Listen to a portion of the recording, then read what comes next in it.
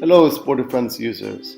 In this video I will go over how you integrate your Sportyfriends page with Mailchimp so your members can easily sign up for your newsletter. First we go into the admin section and then click on integrations.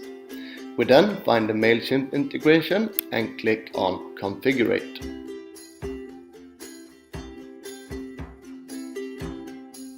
You then have to go to your Mailchimp page, where you first have to log in. You then click on your name to the top right side and then you click on dashboard. From here you click on your name again and then accounts. We then click on extras and then API key. Then we scroll down and copy the API key. You then have to go back to your Sportyfriends page and paste it in the first line.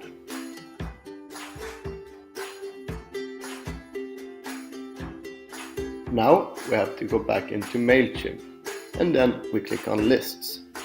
All the way to your right you click on the arrow that points down. You then click on settings and scroll down. There you will find the ID for your list. Copy it and go back to your Sportyfriends page and paste it in. Once you click add key, you have successfully integrated your Sportyfriends page with your Mailchimp.